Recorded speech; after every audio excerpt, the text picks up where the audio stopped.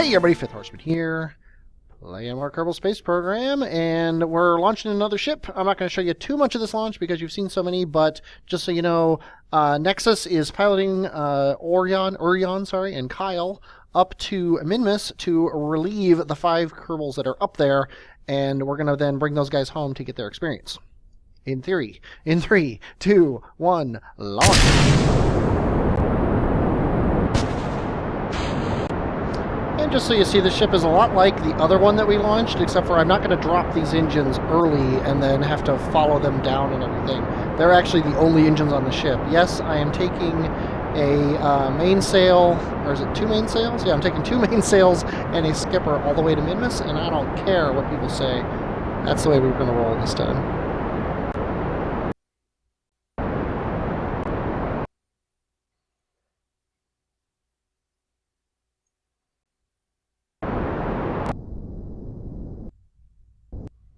I've turned off the mainsails, and I think I'm going to leave them off for the remainder of the trip. I thrust limited this guy down to give myself more precise control, which is fine. Okay, but while these guys are going, we're going to launch another ship. And that next ship is this one here. It is the main event. It is our Extra-planetary Launchpad based, and it is 100% recoverable, well, minus the solids, which, come on, they're never recoverable. The first thing we have to do is control from here on the probe core I got up here. Secondly, I'm going to note we've got Sinner's Creed piloting. This is his second mission. He's taking Original Canadian and Moose. We're taking them up, and this is our Extra-planetary Launchpads base. And this is one of the more standard rockets I've sent up, to be honest. It's got a big thruster on the bottom, it's got some solids, and it's got the payload on top.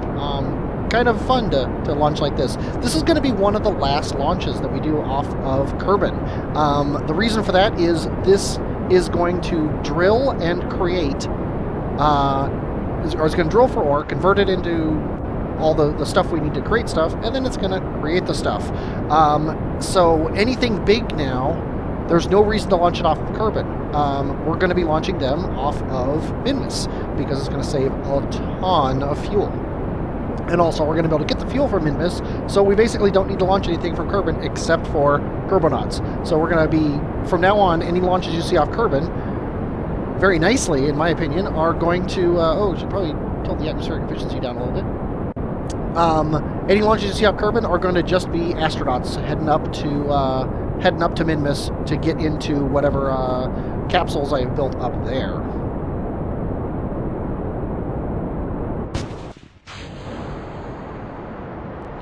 And as I get the ship pointed towards the horizon here, I'm going to show you how this guy is recoverable. You'll see that we're burning up our periapsis, and ideally, if I didn't fly this thing too poorly, the periapsis is going to get above the atmosphere, or above ground, but still stay below atmosphere. And there we go. Actually, it's just at about the ground. But this thing is now completely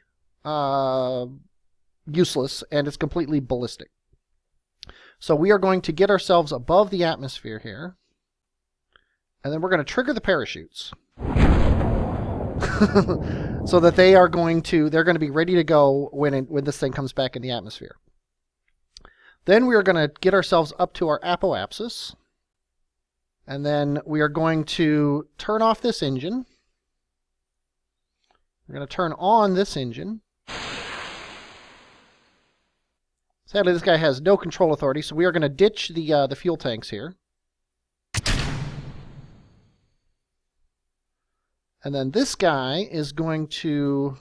Oh, wait, we need to also control from here, so that we're looking forward. Then this guy's going to burn himself up, so his periapsis is above the atmosphere. And I'm looking at all these numbers up here, by the way. I took them off the main engineer window because I just don't need them down there. But as soon as this guy gets above 70, we're going to switch back to the ballistic craft, and its parachutes are still triggered, so we're going to follow him back down. And I'm not 100% sure, but I think even a water landing this guy should survive. Turned up the ambient light a little so you can see better. Got the parachutes triggered to go off at about 10 kilometers. Or 11. And it looks like I messed up the balance on this thing, but that should mean that the engine, which is the heaviest part, will survive. And if I recover quickly enough, maybe the whole thing will survive. Looks like the whole thing survived. Yeah, but because sadly we don't see how much of it survived because it didn't have a command pod on it, but oh well. Oh wait, we need to hit a backspace here to open his things. So he gets some sunlight on him. But we're gonna send this guy up to Minmus, and he has about the same amount of Delta V as the other ship had. But because he got a little bit of extra boost, he doesn't need as much of it. So his landing should be very easy. Yeah, 9 minutes, so we're going to have to do this in 2 burns. Okay, 4-minute burn complete. Let's push this 1 orbit up. 482.9, 4 minutes and 22 seconds, so we'll probably start about 2 minutes ahead of time again. Okay, and as we get very close here, I'm going to ride the letter X here, waiting to hit it as soon as we get really close. Because we are going to have to tweak this because it was such a imprecise burn. However, looks like we actually got an encounter. Perfect. Now we're going to come in, get this guy into orbit, and be good to go. And actually that's the next thing to happen, which is very nice. Okay, at our periapsis here, which is very low, I think we're going to burn away a little bit.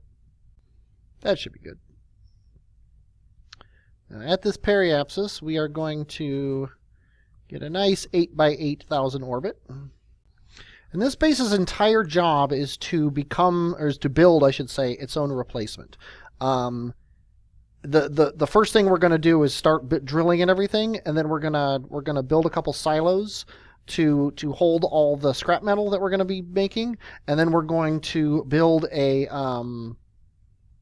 different looking base that would have been heavier to launch, that also doesn't have a fuel tank on it and a probe core for no reason. Okay, that's good enough. 10 by 8-ish is good enough. Okay, now, looking at the map. Sadly, our landing spot is, once again, just in the dark, and we're also kind of cockamamie compared to it, but that's not a big deal. If we bring up the map resource overlay, and we enable the resource overlay for ore, and we set the bar at 5%, that'll show you where most of the ore is, and you'll notice that right here, basically equatorial, just a little bit to the west of our other station, we've got a nice fat area here that, if you look with the tooltips, is right on the equator at the top, and it's got 5% ore. We're going to go for this area right here. Actually, it's like all the way across here. So we're going to go for somewhere along here. We are going to, though, wait until it is in the daylight. So what we're going to do is we're going to plan a maneuver node right here. And we're going to set it so that we come down right about here at sunrise, give or take. Then we're going to turn the trajectories mod on. And see, that says we're going to land here. Now, if we go forward orbits, let's close some of these windows. If we go forward in orbit, forward in orbit, forward in orbit, forward in orbit, that would land us at our base. So we go forward another orbit. And that's actually a little bit too little. So if we go back, go forward in time and a little bit north, that will get us right over that.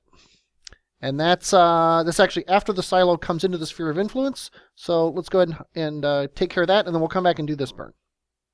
We're going to burn out until our orbits intersect. Which is right about there. It's kind of weird. We have one of our auto struts is floating in space, and the other ones don't exist. That's a little concerning. I'm not gonna lie.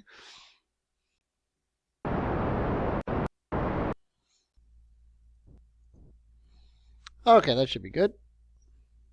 Half a kilometer. Works for me. Now, one big problem is this is happening at 20 minutes before the other thing. I think I can get this thing docked in 20 minutes. And we don't want to make the same mistake we made before. We also just lost our light.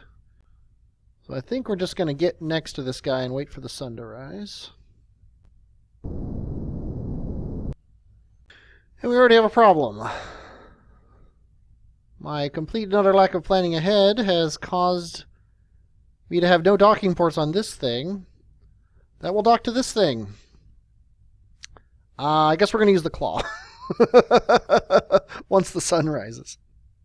Okay, the sun has risen. So now with our newfound power, we are going to get these guys back into rough docking shape here. I'm setting up chase cam on this guy so he's perfectly set up in relation to the silo ship. Or so he's perfectly set up, I'm sorry, in relation to the camera. So that when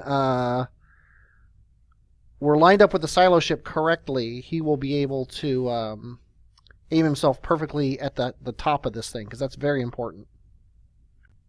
Slow it down to less than a meter per second. Put on fine controls here. Basically lining up the target with what I see on the screen. Knowing that is centered perfectly because I've got the chase camera set up perfectly.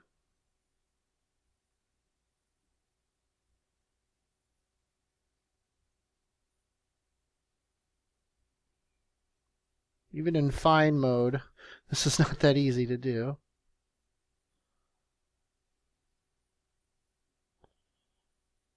I'm just going to go forward and clamp on. Okay, now, not as good as it could be, but oh well. We could actually... Now I'll wait until I undock it. Okay, we're going to undock from this guy. Okay, close this alarm and unpause. Ugh. Lock the pivot, right? Like that. Okay, that's very centered. That's perfect. Okay, we're going to turn off his RCS. Now we're going to go back to this guy.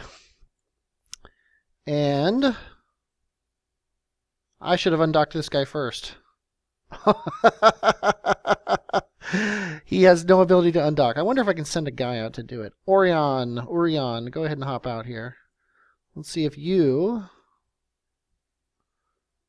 can go over here and manually undock this thing. Yes, you can. Okay, that guy is no longer connected. Go ahead and bump into him to get him going. Okay. Now, we're going to control from here.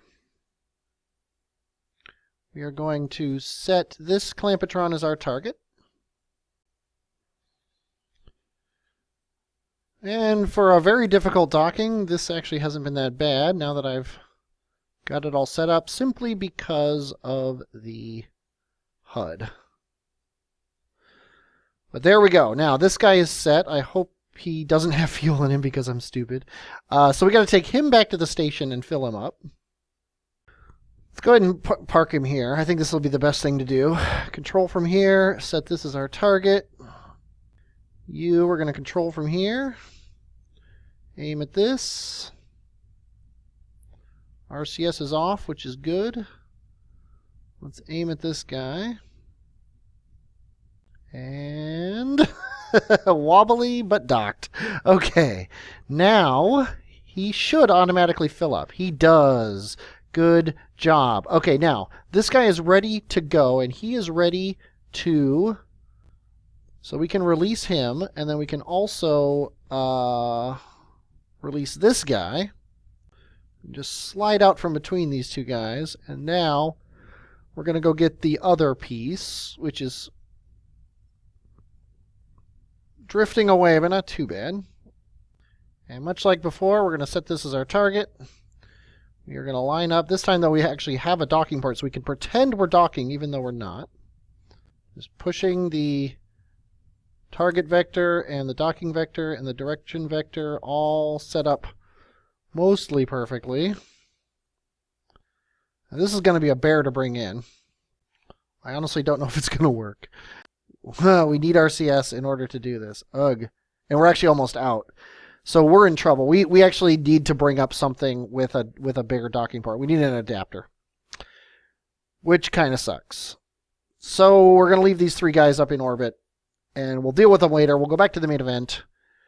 Which I should have done to begin with, because now we have to wait for him to be at a good orbit.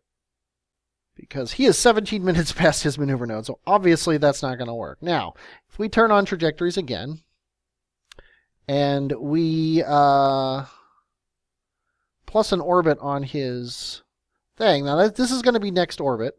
Actually, that's not too bad, to be honest. Let's turn on the map resources here.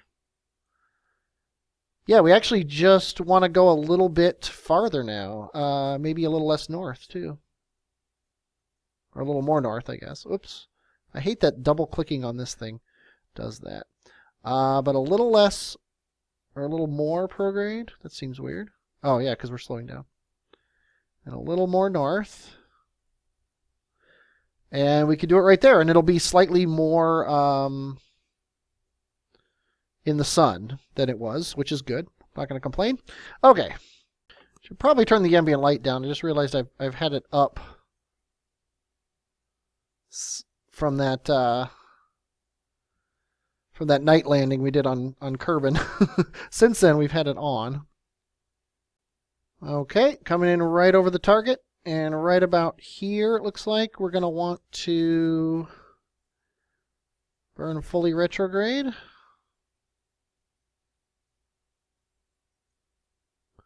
Maybe a little bit less than that, right about there. And yeah, that should put us right in the thick of it here. 165 meters per second. It's going to be about a minute long burn. Seems reasonable. We're going to want to start this burn maybe about now. I think a little bit of aiming up is not going to be untoward here. But if you look here, we got 5.6% ore all along this route that we're going. Let's just do the vertical velocity here and zero it out.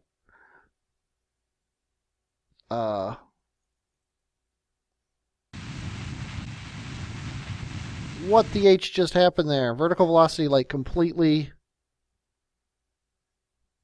screwed me over. It like cut my engines. Luckily, we're on Minmus.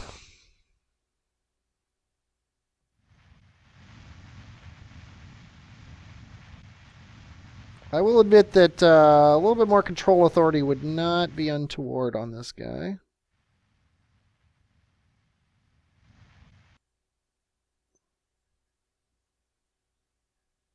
Okay, as long as he doesn't fall over, which it looks like he's gonna do. Honestly, these tooltips are screwing me up. Disable, disable.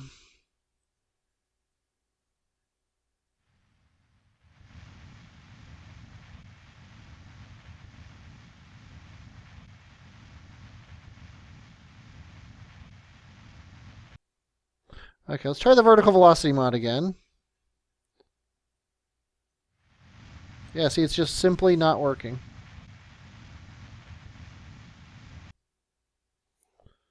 But let's turn off the computer. Let this guy settle. Okay, looks like we're good now. Yeah, I don't know what was going on with that. All the problems here. It's the last thing I want is these things to screw up. My tools that I rely on to screw up right when I need them the most.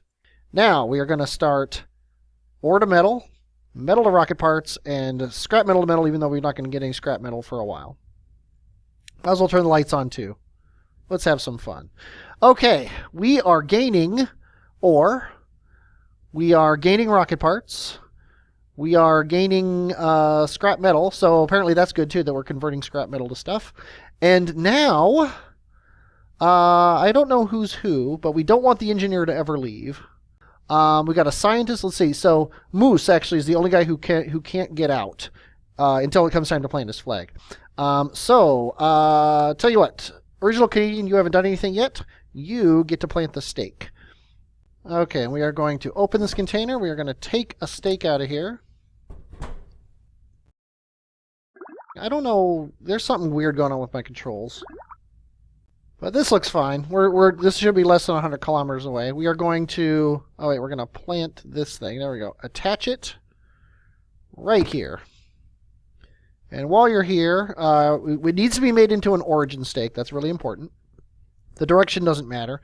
Yeah, I can't change your direction of flight. There's obviously something major going wrong.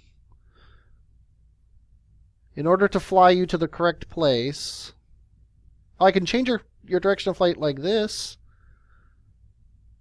I must have installed a mod that does this, and I just don't remember doing it.